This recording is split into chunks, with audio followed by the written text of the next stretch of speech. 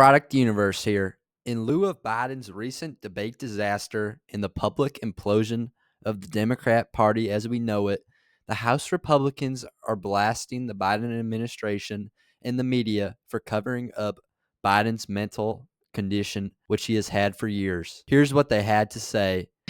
Good morning. There is no longer any doubt that Joe Biden is unfit to be our commander-in-chief. The Biden White House, far-left House Democrats, and the mainstream media are in complete disarray because they know this to be true and have been caught participating in one of the greatest media cover-ups in American history. For the last 3.5 years, House Republicans and the American people have been demanding details about Joe Biden's mental and physical decline. But every time we raise these legitimate concerns, far-left Democrats and their loyal stenographers in the mainstream media rushed to Biden's defense, claiming that the clearly diminished Joe Biden was as sharp as ever and accusing us of peddling conspiracy theories. The cover-up is over and accountability is here. For years, House Republicans have known that Joe Biden is unfit for office. We also know that he will go to any lengths to maintain his grip on power. This is why it is so crucial that we take every possible measure to ensure that the 2024 presidential election is free from election interference and is constitutional. It's a big week for House Democrats.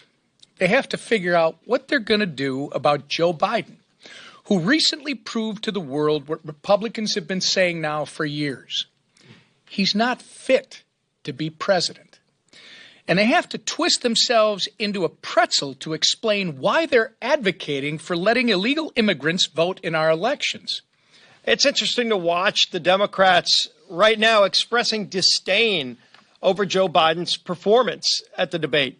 Let's be clear, first of all, the reason so many people are recognizing that Joe Biden did so poorly is because President Trump did so well in the debate. President Trump actually articulated how we can get this country back on track, how we can get back to a place where under President Trump, we had a secure border that we no longer have. We had low interest rates where people, a first-time home buyer, could actually afford to go buy their first home, which we don't have today.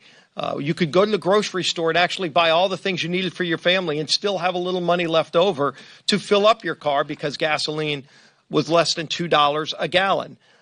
President Trump knows we can get back to those days, and that's what President Trump talked about. And then the President Biden that so many people saw, frankly, is the same Joe Biden that we've been seeing for the last 3.5 years. The White House has been trying to cover up for a lot of his failures. But everybody up here in this town that's interacted with the president has known for years that this is the Joe Biden that we've all seen. And then the whole American public got to see it on display at the debate. In fact, if you go down the hall right now, the Democrats are literally behind closed doors talking about jettisoning, throwing out the votes of 14 million Democrat primary voters who chose Joe Biden to be their nominee.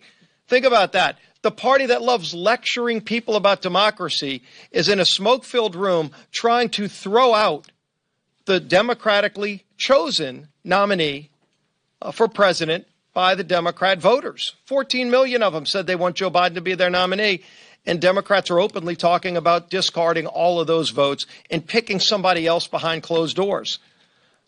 No wonder when you look at all the Democrats that are abandoning Joe Biden, that he opposes a bill that says illegals can't vote. I guess he's looking for additional votes since he doesn't have his own party's votes anymore.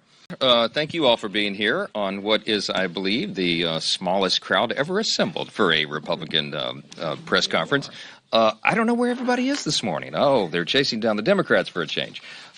This is a really interesting phenomenon. And the reason it's so noteworthy and the reason that most of the Hill press are following the Democrats around now, we had almost no one outside our conference meeting this morning. Normally, you're all there gathered in the hallways.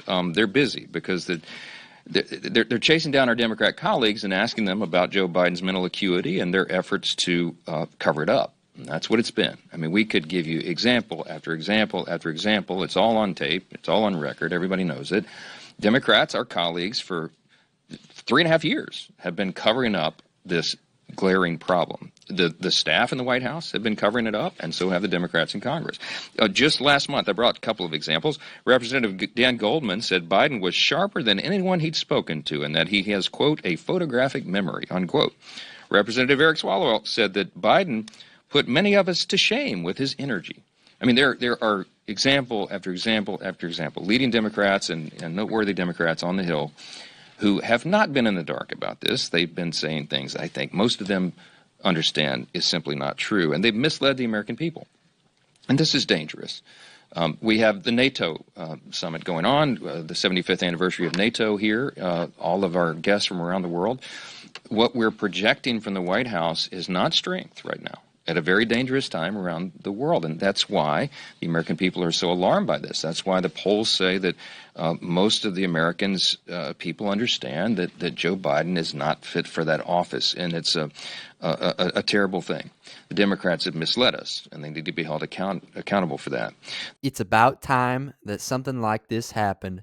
It's about time for an investigation of this cover-up, one of the biggest cover-ups in American history, as the media in the Biden administration have been saying for years that Biden is totally energetic behind closed doors and that his viral gaffes are, quote, cheap fakes. Elise Stefanik, Steve Scalise, Mike Johnson, and the House Republicans totally drove this point home, as now even the media is going after the Biden administration. The media is currently acting as though the Biden administration lied to them, and that is why the media lied to the American people about how mentally fit Biden was, because they were given the wrong information. Either way, after the Biden debate disaster, there is no more covering up Biden's mental issues, as now news is coming out that Biden may have Parkinson's or some other type of dementia. And that is totally sad. It really is. But there deserves to be an investigation into this matter by the House Republicans, because the American people deserve to know the truth, whether good, bad, or ugly, about the president, because they need to know the facts in order to make an intelligent decision in the November general election. We cannot have the leader of our country be cognitively diminished. He has to be on the top of his game. But that's just my 2 cents, and you are entitled to your 2 cents.